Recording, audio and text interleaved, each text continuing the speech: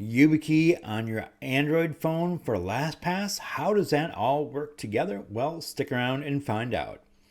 Hi, I'm Dave of Tech Experts, and I help entrepreneurs to close the gaps that exist across the tools needed for your online business. And today I'm going to be talking about using a YubiKey on your Android phone to authenticate and log in with your LastPass.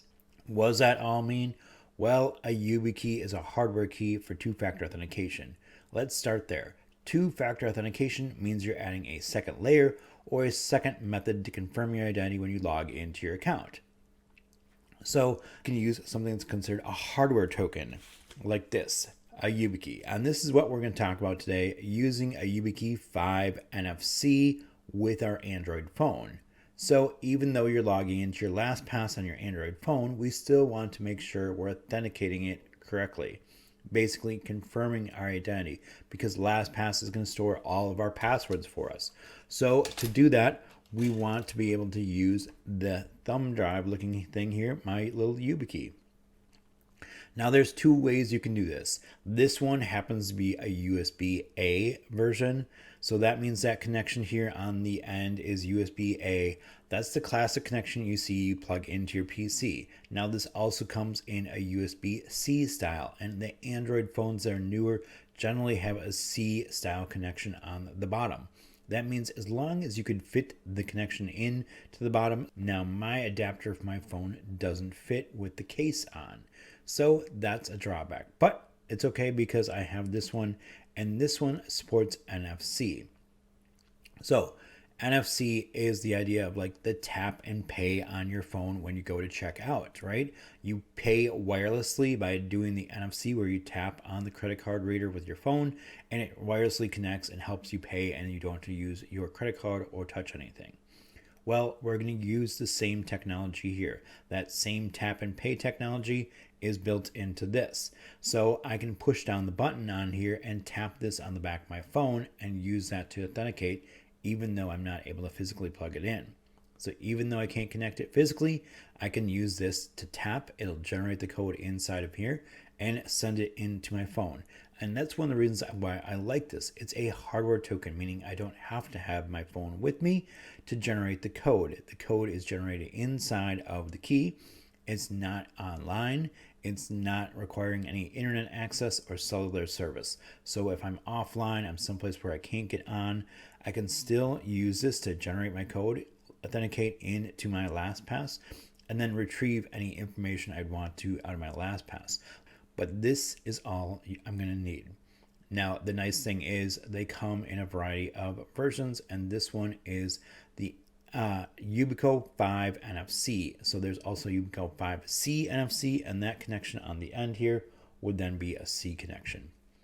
But I have this one because I can plug this one into my desktop and use it there as well. So if I want to authenticate from my LastPass, I don't have my phone with me, I can use this to get online on my desktop. But today we're really talking about the phones, so we're going to show you how that works. I'm going to show you how your phone needs to be set up, how LastPass needs to be set up, and then how the two work together. So let's jump on into LastPass and see how we set up our YubiKey in LastPass. So here we are, we're in my LastPass, and I'm in the account settings section, and this is the multi-factor authentication tab. These are all free, and they work on every level of LastPass, free and paid. Now, to do the YubiKey, you have to have what they're considering a premium account. So that's the premium or the family plan, and it's here under the premium section. So currently it says it's disabled. I'm going to click the pencil. First thing is turning it on or off. So I'm going to turn it on. Second one is if you want to allow it to access older mobile devices. So if you have an iPhone 6 or older, this is when I would turn this on. But since we're using Androids and they're newer, I'm not going to bother to turn this feature on. I'm fine without it. The next one is permit to offline access. This is allowing you to use this to authenticate yourself and get into your LastPass, even if you're not online. Basically mean no internet connection, no cell service, and no Wi-Fi. Okay, so the next one are YubiKeys, and it's numbered 1 through 5. Basically, it's telling you you can set up to 5 different YubiKeys at one time in your LastPass account. And if you need to get a YubiKey, there's a link here. There's also a link down below in my show's description. Now, I'm going to only set up one to save us some time, but normally you should set up your spare key right away because it won't care which key number you're using. Just as long as one of them is registered with the LastPass, it will work. So any ones you fill in, any of the 5 that you fill in, you can use any of those 5 when you want to log in. It's not 1, 2, 3, you have to do them in order. You can jump around to everyone you want.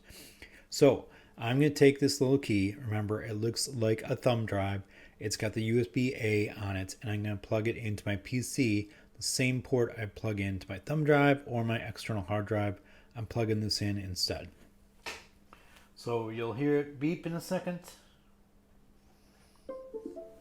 That's my PC recognizing the YubiKey. Give it a second to recognize, and then once it's there, we're going to proceed with pushing the button and having it generate the code in here. Now there's 2 different versions you can do. You can do what's considered a short code or a long code. Basically, the short code is a short press. A long code is a long hold on the button. It just generates a longer code.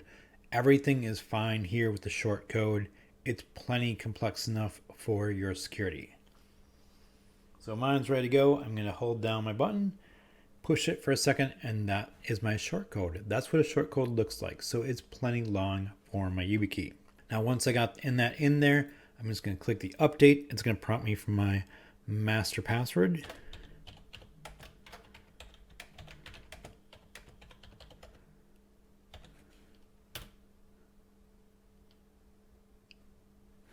It's successfully enabled and wants to do a double encryption for my local cache. So I'm going to let it do that. And now when we look at this, it says it's enabled. And since I had this in here before, it reset this back to my default option. You can choose any of the options you want as which one you want your default 2-factor or multi-factor authentication tool to be. I'm going to leave it as my YubiKey because that's what I just got set up and that's what I want. So it'll be the first thing it's going to prompt me to use when I connect for my 2-factor authentication, and I'll want that YubiKey code. Now, I like having the YubiKey set as a default because it's nice and quick. It's a quick way to get in, and it doesn't mean I have to have my phone with me. That's the big thing with this. When you have this set up and configured, I don't have to have my phone with me. I can just plug it into my PC, tap the button, and it takes me right on in. Or I can tap it on the back of my phone. And let's go and see how that works. So this is my phone. It's a Samsung Galaxy S21. And I have an OtterBox on it. And it has a USB-C port on the bottom and an NFC on it. So to be able to connect my YubiKey to my phone, I either have to use a USB-C connection or I have to use the NFC. Now to do the USB-C, I would normally use an adapter like this and plug it in like on my desktop, my laptop, or my Chromebook, or whatever sort of device I need a USB-C connection on. Now when I go to plug it in this little port here, that's the USB-C, it doesn't fit because of the case. So I can either get a different adapter or I can just use the NFC right in my phone. Now remember, the NFC is that tap and pay function, like you would tap your phone and contactlessly pay at the checkout. It's the same feature here that I'm going to use to do my YubiKey into my LastPass to authenticate my account.